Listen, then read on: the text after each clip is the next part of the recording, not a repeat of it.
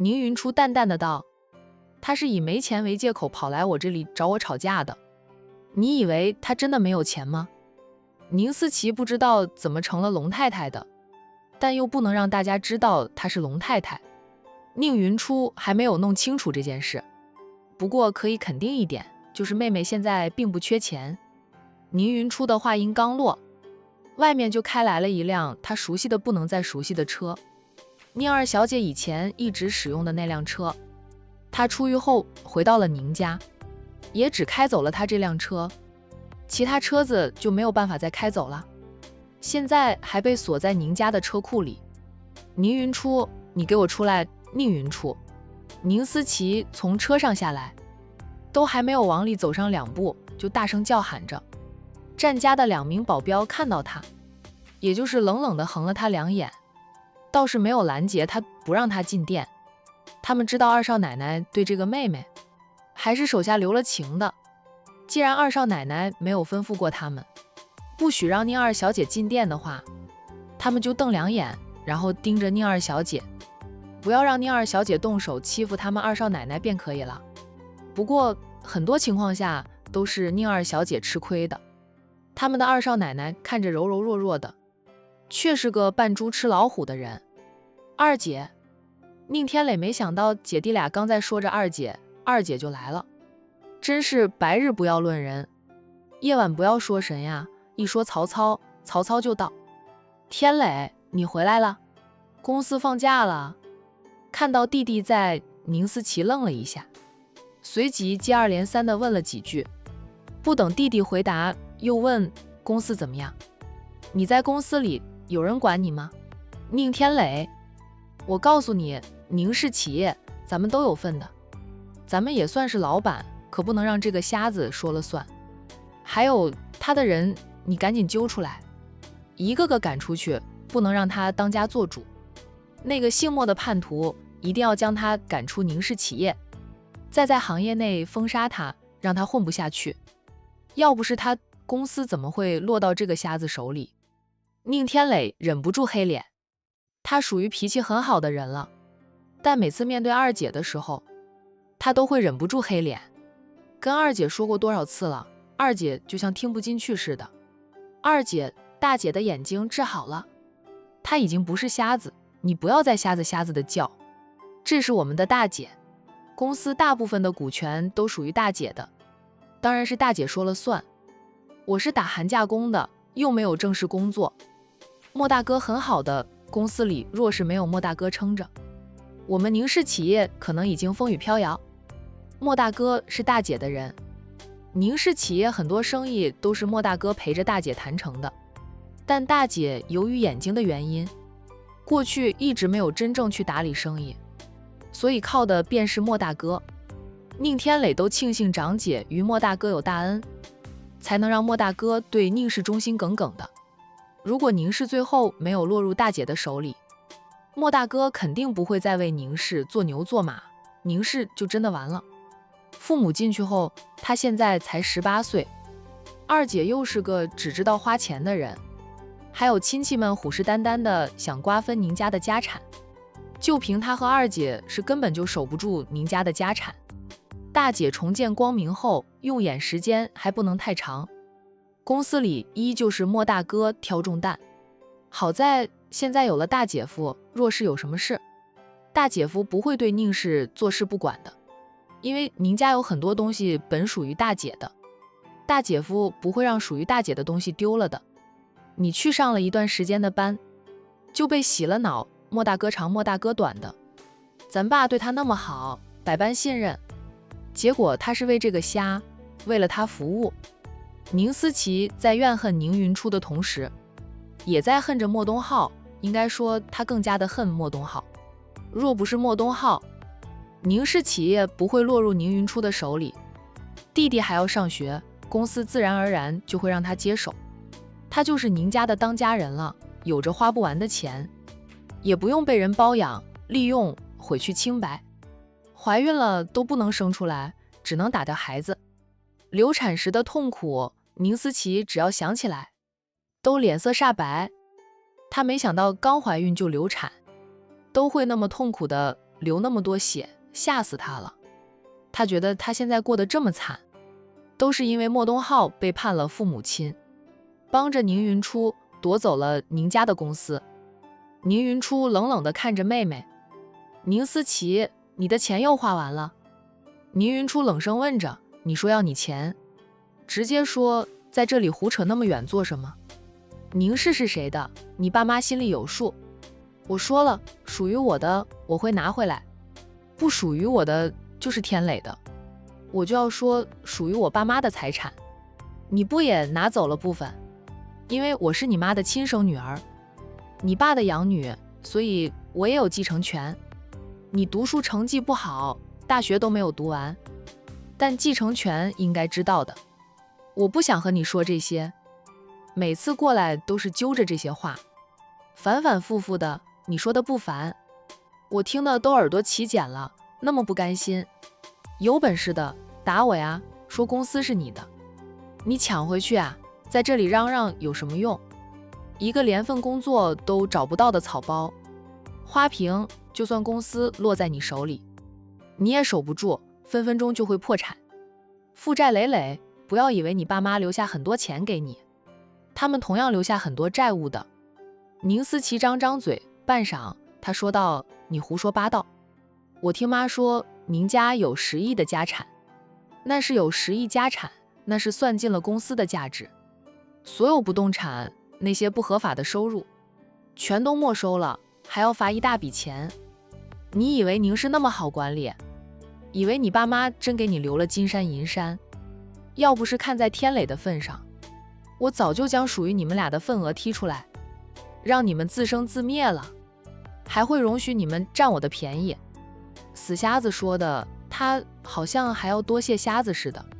二姐，你是真的不知道情况，爸妈对你保护得太好了，你什么都不懂，只知道花钱。宁天磊对于二姐除了无奈还是无奈，有时候也怨父母宠坏了二姐。好啦好啦，你们2对1，我斗不过你们。宁思琪发着脾气，给我几万钱花花，我没钱了。他伸手到宁云初的面前，要宁云初给他钱。宁云初一巴掌拍开他的手。天磊都知道利用寒假去打假期工，挣点零花钱，你好手好脚的，也不知道找份工作。说句难听的话，你就是出去扫大街，都有一份工资收入。我有钱，但不会给你。别说咱们俩没有姐妹情，就算有姐妹情，我当姐姐的也没有义务养着成年的妹妹。我说过，想有钱花，自己挣去。说着，宁云初走开，去打理他的花花草草。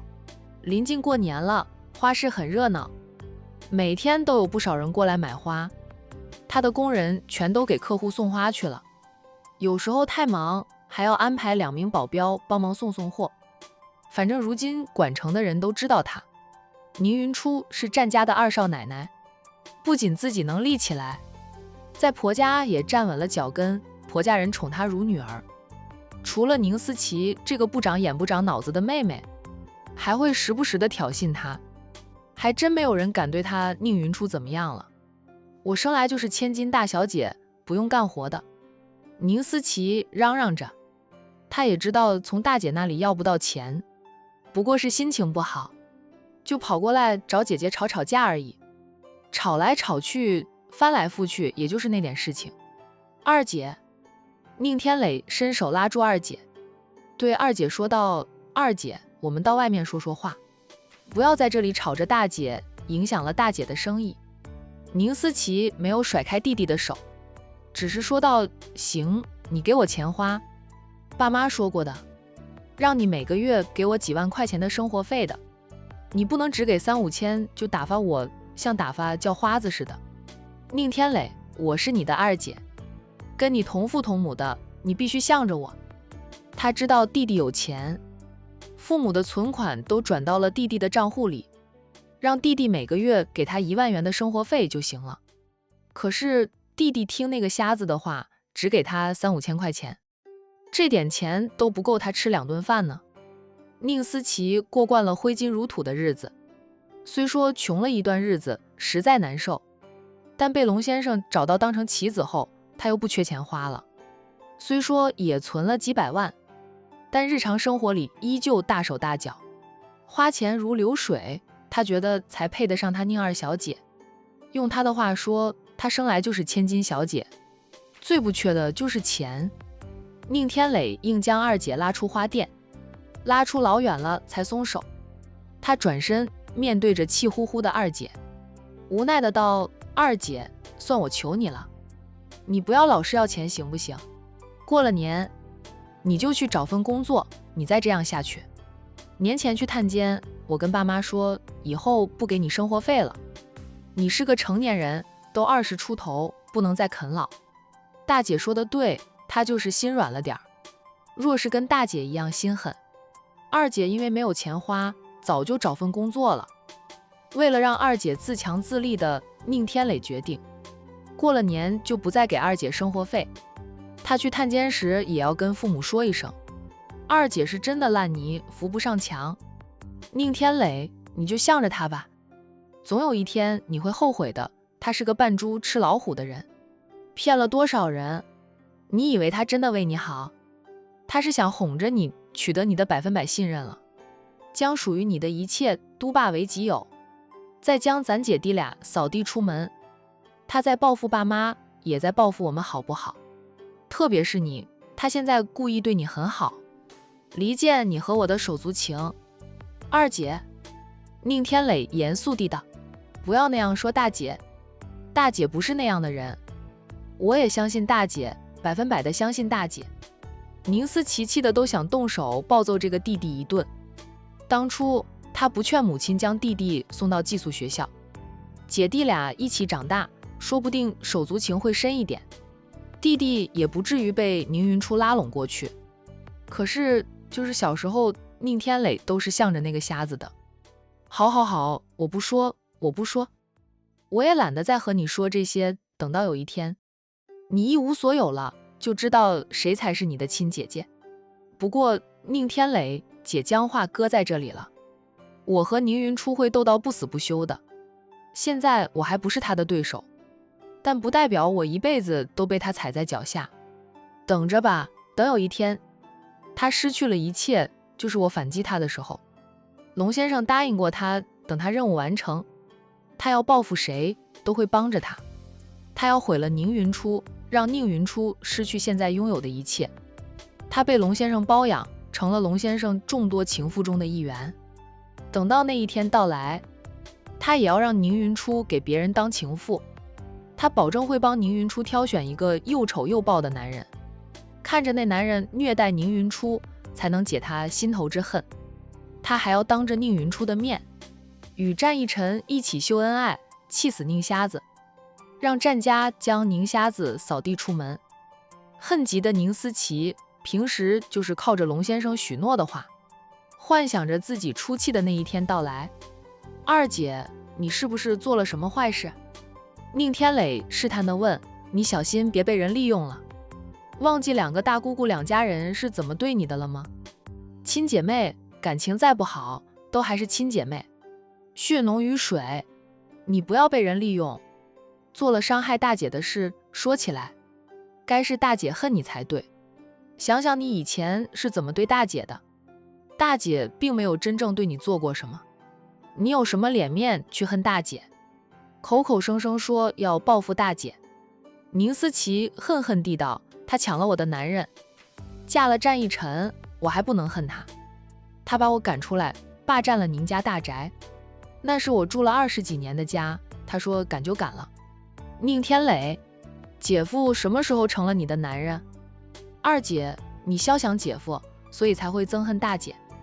宁天磊后知后觉地问道，他是真没想到二姐居然肖想大姐夫。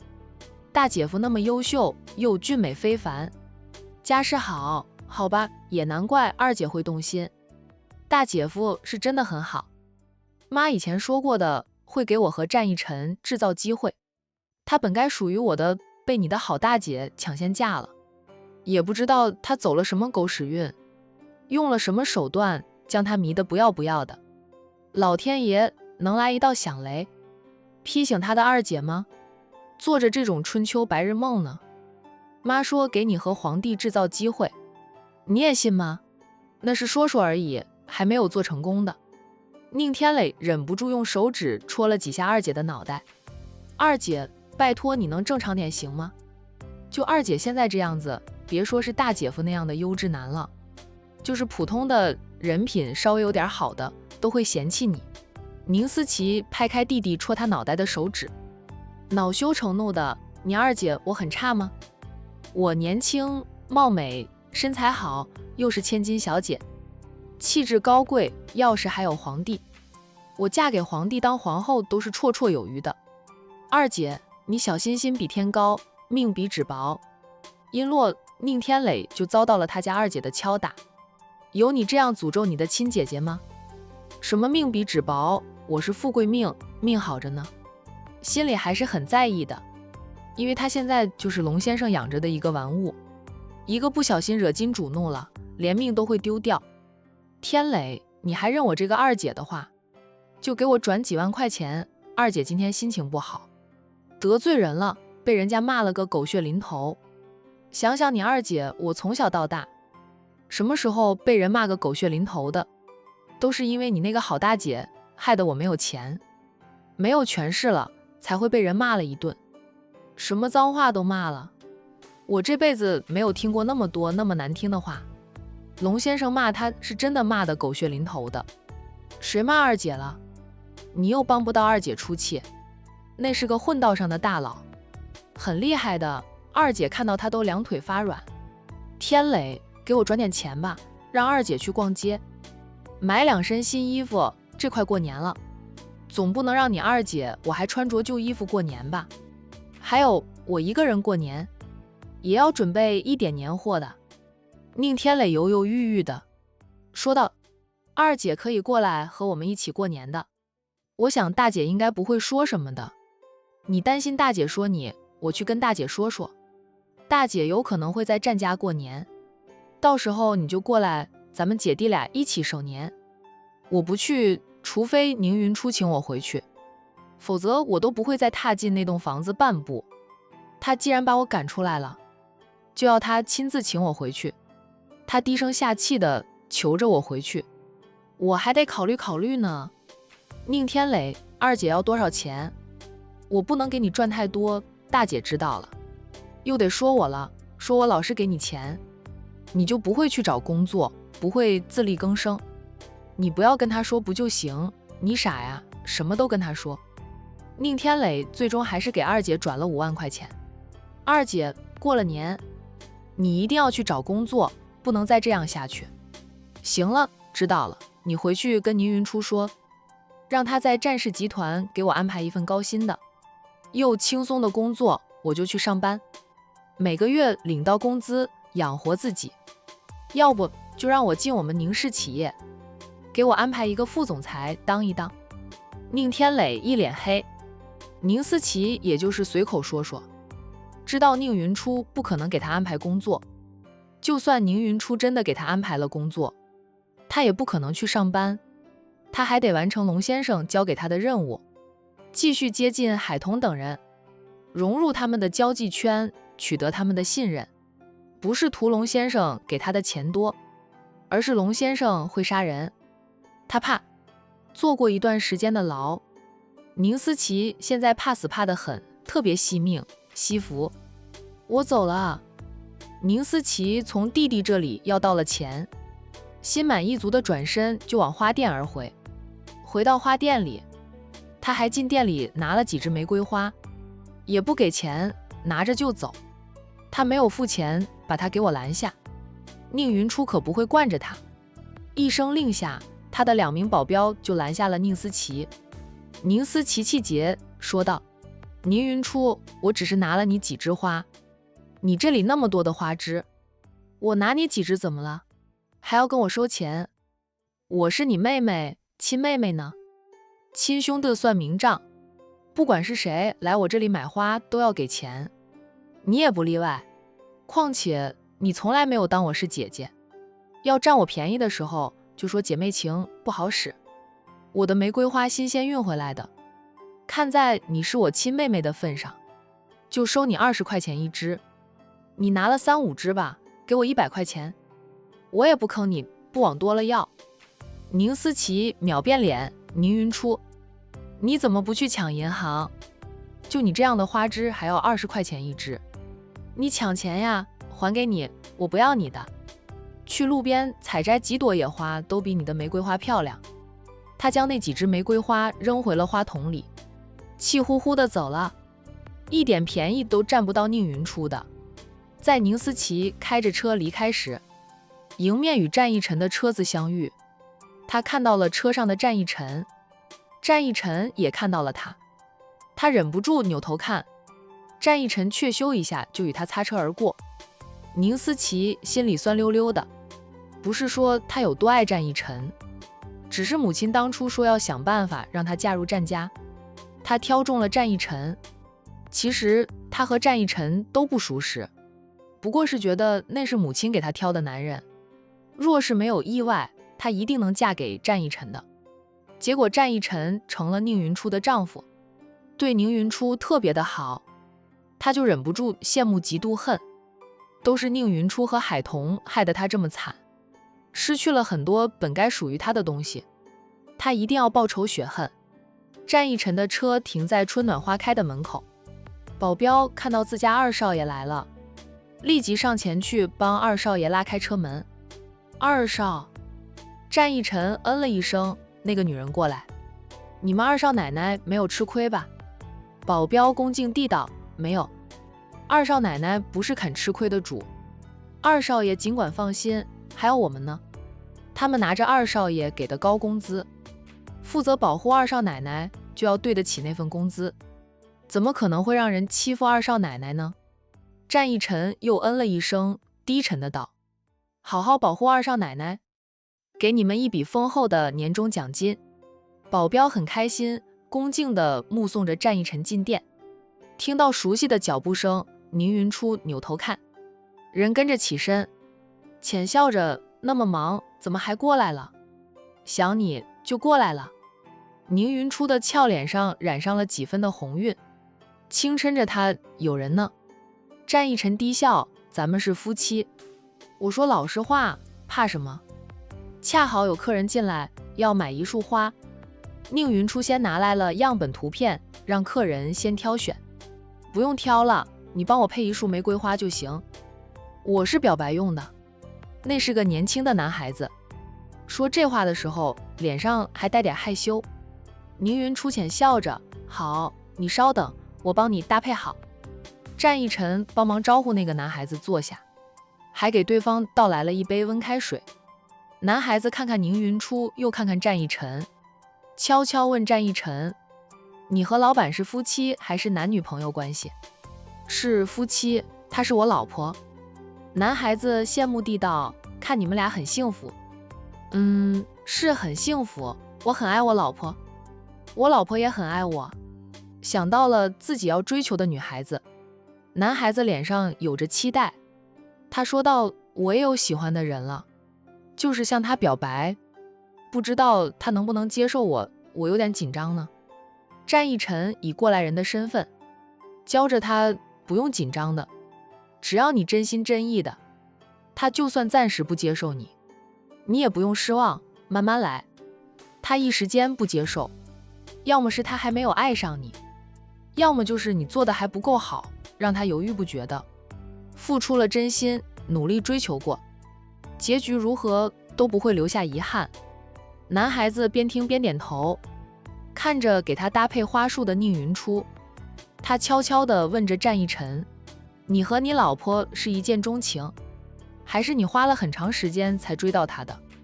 我对她算是一见钟情吧，不过她对我不是。我太太以前生过一场重病，意外失明了10年，她看不见我。对于我的追求，她是拒绝的。我不死心，不放弃，坚持下来，便有了今天的幸福。小伙子，你加油，相信你也能拥有幸福的。男孩子笑，谢谢老板，承你贵言，也托你的福，以后我都来你们花店买花。有一天他接受我了，我要向他求婚，还要从你们花店买更多的玫瑰花。摆大片大片的花海，再在花海里向他求婚。他看电视里很多人求婚，是那样布置求婚场景的。为了心爱之人，他也愿意费心思去购买大量的玫瑰花，摆下大片的花海。很快，宁云初搭配好了一束玫瑰花，男孩子起身从他手里接过了那束花，看了看，很满意，支付了花钱。他向战一晨挥挥手，说道：“老板，我走了。”祝你好运。战一晨起身，笑着挥挥手。这么短的时间，你就跟他聊熟了？战一晨笑道：“我从他身上看到了曾经的我。你才没有他这么认真呢。你是叫我送花过去给你，不是你买了花送给我。”宁云初还记得这个男人当初是怎么强硬的要求他必须亲自给他送花的。他看不见，走得慢，凭着好记性，在心里数着步数，很艰难的才走到他的公司，摸索着进了他的办公室。不是一次，是好多好多次。当时他在心里不知道骂他多少回，觉得他就是仗着他有钱，拿他一个盲人取乐。偏偏他总是要最贵的花束，为了钱，也因为他是开门做生意的，不能砸了自己的招牌，他才忍着。战一晨，我那时候是想让你熟悉来公司找我的路线，才会那样要求你的。你也不想一想，我是一个瞎子，你要求我亲自给你送花，我走得多艰难呀。战一晨拥他入怀，歉意的道：“云初，对不起，是我的错，我没有想得太周到，让你走了不少弯路。”宁云初推开他，随时都有客人进来，别动不动就抱我，你脸皮厚如墙。我脸皮可没那么厚，那时候是恼你，在心里骂你108000遍。不过你那样要求我，还真让我熟悉来公司找你的路，现在闭着眼都能去公司找到你。宁天磊在这个时候回来，二姐走后，他还有点抑郁，在外面待了好一会儿，调整好情绪了才回来的，不想让大姐看到他心情不好，担心他。姐夫，你来了。宁天磊看到战一晨，咧嘴便笑。天磊，你什么时候回来的？战一晨倒是不知道小舅子回来了，他以为怎么着也要年25、6才会回来。莫大哥放我假了，叫我早点回来，帮帮大姐准备一下年货什么的，我就回来了，也是刚回来的。想着一会儿就打电话给姐夫，请姐夫吃饭，姐夫过来了正好，不用我再打电话。战一晨走过去，拍了拍小舅子的肩膀，夸赞地道：“不错，感觉成熟一点了。你要请姐夫吃饭呀，不怕一顿饭就吃掉你打寒假工挣到的工资。”宁天磊，这个我可能有那个财力请姐夫去5星级酒店吃的，就在一般的餐厅，姐夫不会介意吧？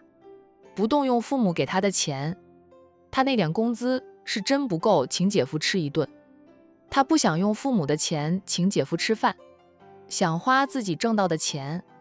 战一晨笑道：“逗你的，姐夫又不挑食，只要你请客，就算是去大排档吃，姐夫也赏脸。不过不用了，你挣的那点钱，留着年后开学，回学校了当生活费零用钱。姐夫请你吃火锅，怎么样？”“好啊，那我就不客气了。”宁天磊回答得很干脆。战一晨就对老婆大人说道：“老婆，你看看你弟，我一说请他吃火锅，马上就答应了，都不跟我强请客。宁云初说他说要请你吃饭，你自己说不用他请了，你收入比他高了不知道多少倍，要请他吃火锅，他不马上答应，你反悔了，他可就吃不成火锅了。我也有好久没有吃过火锅了，春冬2季吃火锅舒服，往年我都没有机会吃。往年他还是个瞎子，看不见，就是平时吃饭都有点费劲，要慢慢的吃。吃火锅的话，除非有个人在旁边照顾他，否则他吃的都不方便。那今晚就去吃火锅。”战一晨体贴地道：“以后你想吃，跟我说一声，我在家里准备一下。”我们在家里吃，吃得更放心，也更自在一点。宁云初浅笑，好。宁天磊看看姐姐，又看看姐夫，姐夫，你们俩秀恩爱的时候，麻烦替我考虑考虑，我还是个单身狗呢。小夫妻俩看向了宁天磊，随即相视而笑。你给了你二姐多少钱？宁云初温和地问着弟弟，他能狠着心肠对宁思琪不管不顾，1分钱都不给宁思琪。宁天磊做不到，他没有他这么狠的心肠。主要是宁思琪对唯一的弟弟，虽不算好，但也不算差，至少没有欺负整治过。他对宁云初这个长姐很不好，从来没有半点尊重，姐妹情差到极致。宁云初翻身做主后没有整死他，算是念着一母同胞的份上了。我给了5万，二姐说快过年了，她要买年货，买新衣服过年，我就给了她5万。宁天磊说着低下了头，都不敢看大姐，怕大姐骂他。宁云初看着弟弟半晌，没有骂他，只是拿出手机，将之前宁思琪以龙太太的身份出现在花店里，又找了个人扮演她的监控视频递给弟弟看，他都保存在手机里。宁天磊做好了被姐姐大骂一顿的，没等来姐姐的骂声，他抬头望着姐姐，望着递到他面前的手机，他不解地问大姐，这是什么？你看看这段监控视频，到收银台那里坐着慢慢看，看看视频里面你的二姐，是不是你的二姐？晚上回到家后，有什么疑问再和大姐说。宁云初并没有过多的解释，只让弟弟慢慢的看视频。宁天磊狐疑，大姐，你转发到我手机，我再慢慢看。看到有客人进来，宁天磊想去招呼客人，战一晨已经行动了，他便停下来。宁云初将那段监控视频转发给弟弟，便去帮着招呼客人。见自己帮不上忙，宁天磊走到收银台前坐下，点开了姐姐发给他的视频来看。看到视频里的二姐还是老样子，总是针对着大姐，好像大姐欠他10几个亿没有还似的，对大姐的态度恶劣得很，样子也没有变。他看了一遍，没有发现有什么问题，抬头看向大姐，大姐已经做成了生意，给客人挑了2盆想要的盆栽花，大姐夫让保镖帮忙搬着2盆栽花到客人的车上去。微信收款到账的声音随即响起，大姐不会无缘无故的看这段视频，肯定有什么问题。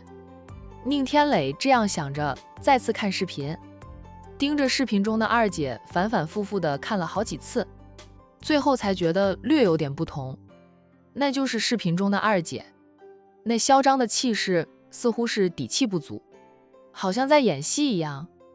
还有就是二姐的气质似乎也有点不对劲，哪里不对劲，宁天磊一时说不出来，就是觉得不对劲。大姐看到宁云初有空了，他说道，我觉得视频里的二姐有点不对劲。宁云初问他，你确定那是你二姐吗？旁边那位年轻的太太，你有没有觉得很熟悉？视频里的那个嚣张的女人不是他二姐是谁？刚才二姐还跑来这里撒野，他给了二姐转了5万元呢。虽说他和二姐相处的时间也不算长，好歹是亲姐弟，他还是能认出自己的姐姐的。可是被大姐这样一问，宁天磊心里又打鼓，不敢肯定地说那就是他的二姐。旁边的年轻太太，他看了几遍，并没有过多的关注那位太太，只知道是个年轻的漂亮的，打扮的珠光宝气的太太。视频里有声音，大姐称呼那位太太龙太太，想来是夫家姓龙吧。龙太太对大姐态度好，还会帮着大姐说话，但她对龙太太确实不熟悉。大姐为什么这样问她？龙太太她该熟悉吗？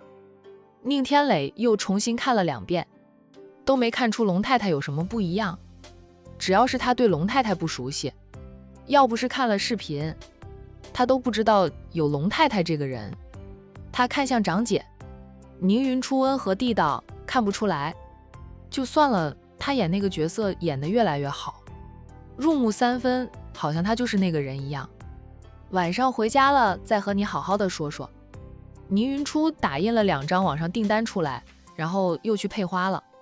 等他搭配好2束鲜花，将2束鲜花递给弟弟，吩咐地道：离吃火锅的时间还早呢，你既然回来了，闲着也没事做，就帮大姐送送货，地址在这里。他指了指花束里面的一张小字条，送到了，确定收货人无误后，记得拿走这张小字条，别影响了客人收花的心情。宁天磊收起手机，接过了2束花，看过地址后，便将2张小字条揣进裤兜里，边抄起电瓶车的车钥匙，边说道：大姐，我现在就给客人送花，订花的客人在工业城那边，离得不算很远，他骑电瓶车送过去都可以。出了花店，将2束花放在电瓶车前面的车篮里，戴上了安全头盔，宁天磊骑着电瓶车走了。你决定告诉天磊？战义臣温和地问着老婆。天磊还年轻，那件事你也没有100%的确定。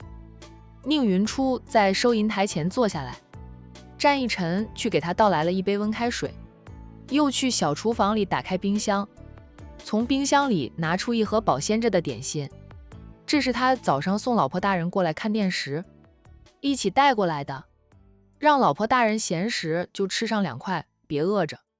天磊已经成年，早就有了自己的思想，涉及到他二姐，总要让他知道的，免得他成了宁思琪的提款机。宁云初不觉得弟弟年轻就什么都瞒着他，他们宁家现在没有长辈当家，他当家只当他自己的家，弟弟与他终究不是一家的。弟弟代表的其实是宁家的大房，他则代表宁家2房。宁思琪做了什么事，就要让弟弟心里有个底，免得被坑得太惨。天磊知道了，也能帮帮忙。宁思琪对他的防备心没那么重。战义臣嗯了一声，你也饿了吧？来，吃块点心，我今天早上特意为你做的。宁云初想接过那块点心，又缩回了手，说道：我去洗洗手。战义臣干脆就喂到他的嘴边，他被喂了一块点心才去洗手。让我喂你多好呀，都不用你动手。战义臣颇有点遗憾，未能继续为老婆吃点心，